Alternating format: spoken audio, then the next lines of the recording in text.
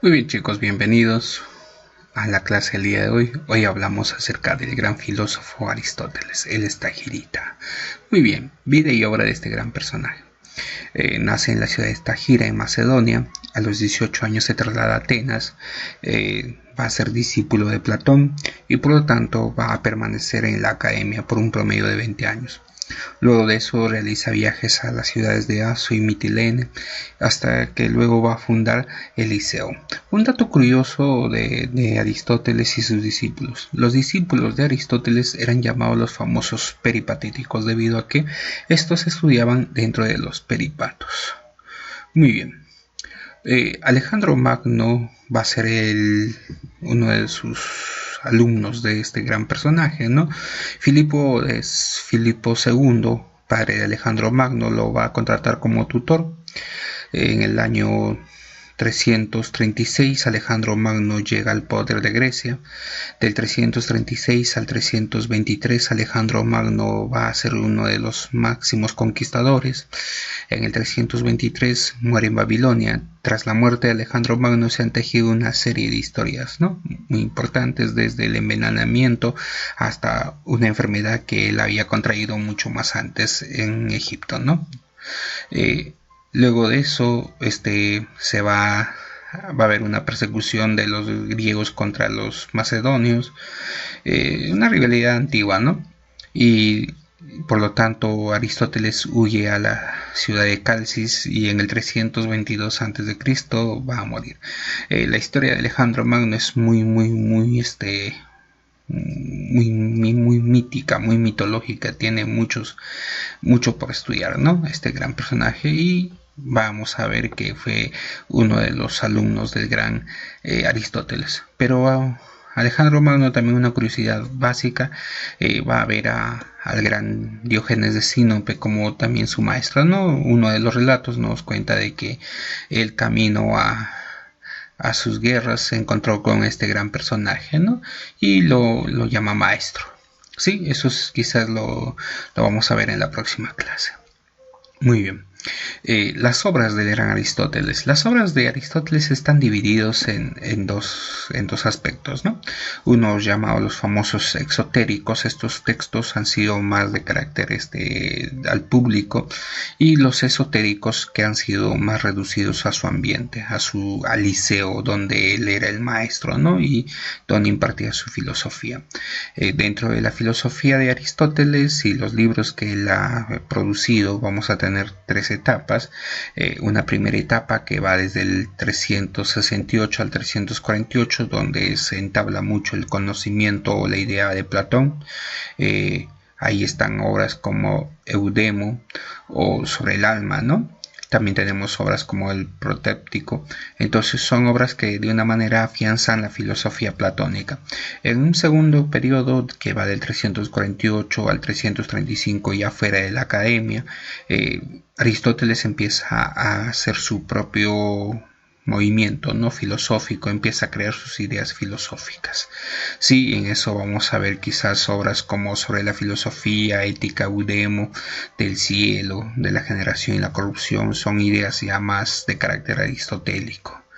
En la tercera etapa, que es una de las últimas, del 335 al 322, se ve a un Aristóteles con mayor desarrollo sobre la filosofía. Va a hablar sobre la lógica, la metafísica, tiene obras científicas, tiene obras de la ética y la política, la estética. Una de las obras que quizás tiene un poco de empuje en la ética es Ética Nicómaco, ¿no? Es una obra muy importantísima. En la lógica, o las obras que juntan toda la filosofía aristotélica, va a ser el órgano. Sí, que más adelante también va a tener una nueva réplica, ¿no?, que llama el Novum Organo. Ya eso lo vamos a ver más adelante con uno de los filósofos del periodo moderno. Muy bien, la idea de Platón y Aristóteles. Platón, su maestro, fue muy idealista, ¿no? Para él existen dos mundos, uno de carácter inteligible y el otro de carácter sensible. Mientras tanto, Aristóteles se basa netamente en un mundo, y este es el mundo real, ¿no? Y sobre el cual se hace estudios, sobre el cual se genera ciencia, dice Aristóteles. A ver, vamos a hablar un poco de la física aristotélica. Aristóteles habla o tiene 8 libros sobre la física, ¿no? Y lo más importante en ella es la naturaleza, la física. Sí, el tema principal es el cambio. Este problema del cambio lo heredó desde Parménides, ¿no? Un ejemplo de eso, ¿no? ¿Cómo pasar del ser al no ser, ¿no? Es una característica muy importante. La respuesta sería, se pasa de ser una cosa a ser otra cosa, ¿no? Entonces tenemos un ejemplo, la semilla del algodón. Esta semilla de algodón se va a convertir prontamente en una plantación de algodón y va a tener frutos, ¿no? Va a tener va a poder servir para algo, ¿sí? Luego vamos a hablar acerca de los tipos de cambio. Aristóteles habla acerca del cambio de carácter sustancial, ¿no? Que se da en la generación y en la corrupción. La generación vendría a ser la etapa del nacimiento y la corrupción viene a ser la muerte, ¿no? Más adelante les voy a explicar quizás con algo más sencillo, ¿sí? El accidental y el movimiento. Hay de carácter cuantitativo, mejor dicho, vamos en la suma de. El cualitativo se basa netamente en el proceso intelectual y el locativo, como lo dice, es el movimiento, no es lo constante, es el tránsito de todo, ¿sí? La primera definición del cambio dice, todo proceso de mutación que se produce en la naturaleza se genera, ¿no? Entonces podemos explicar esto desde el principio del ilemorfismo. ¿Cuáles son los principios de este concepto? Uno, la materia, que la materia es el sujeto de cambio. La forma es universal, todo lo que hace que sea o lo que es, ¿no? Y la privación, la ausencia de la forma. Muy bien, vamos entonces a ya articular un poco el pensamiento aristotélico. Materia, forma y privación. Muy bien. En una segunda definición de cambio podemos ver, ¿no?, que la adquisición de una forma de la que la materia estaba privada. Muy bien, tenemos un ejemplo, el hilo, ¿no? El hilo tiene unos átomos o materia prima con forma de hilo, ¿no? Y están privados de la forma, pero posteriormente pasan a ser una chompa. Sí, ahora el hilo ha adquirido la forma de una chompa, ¿no? Y si tuviera otra forma, ejemplo, podría ser unos calcetines, ¿no? Entonces, materia y forma siempre se dan juntas y son eternas en ese sentido. Luego, para poder quizás entender con mayor precisión esto, vamos a ver, ¿no? La potencia y el acto. ¿Qué es el acto? El acto es lo que es y la potencia es lo que puede llegar a ser, ¿no? A ver, entonces, acto es el presente, potencia va a ser el futuro.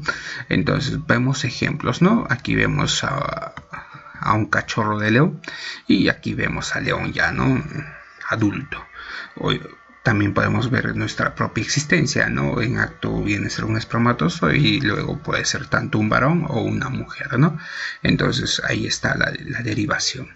El movimiento es la actualidad de lo potencial, ¿no? Entonces estamos en ese sentido. El acto viene a ser el presente y potencia viene a ser lo que podría ser el futuro, ¿no? Por eso, cuando se habla del concepto de la potencia del acto, hay que entender, acto es lo que es y potencia lo que puede llegar a ser.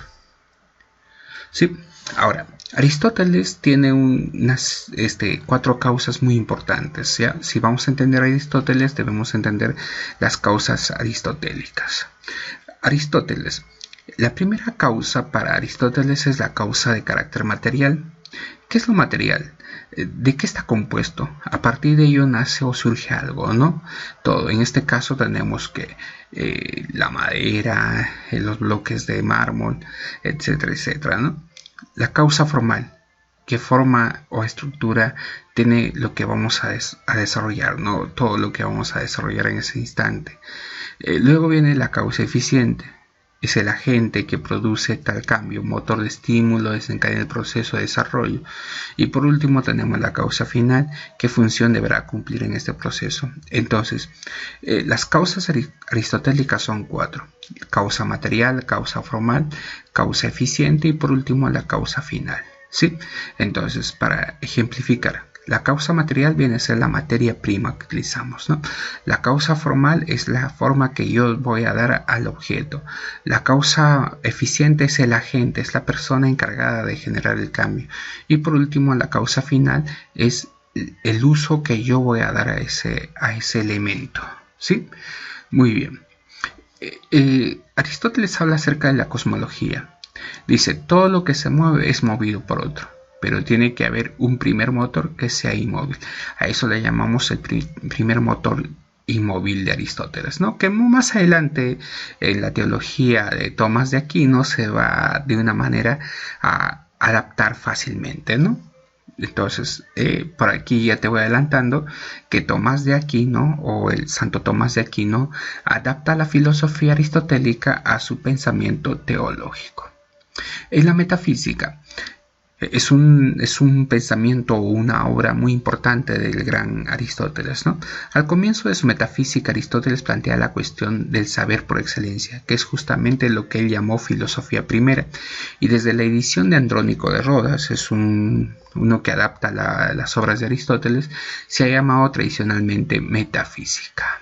Aristóteles define la filosofía primera o la metafísica como la ciencia que considera universalmente el ente en cuanto tal, es decir, la totalidad de las cosas en cuanto son. Las demás ciencias estudian una parte de las cosas.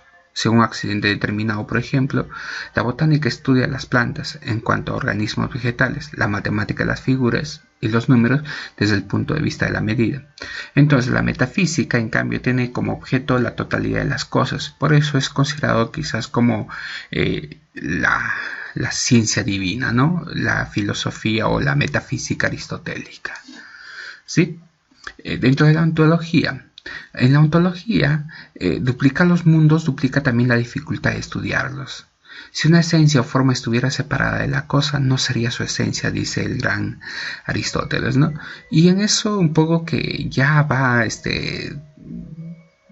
a tener diferencia con su maestro Platón. Una de las frases más típicas de Aristóteles en este sentido dice, ¿no?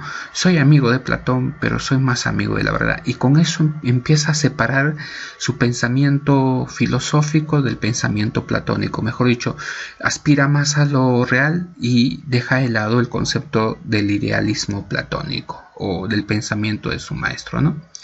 Entonces, la substancia, ¿qué se entiende por substancia? La substancia primera es lo que verdaderamente o real, ¿no? Por lo que vemos la naturaleza.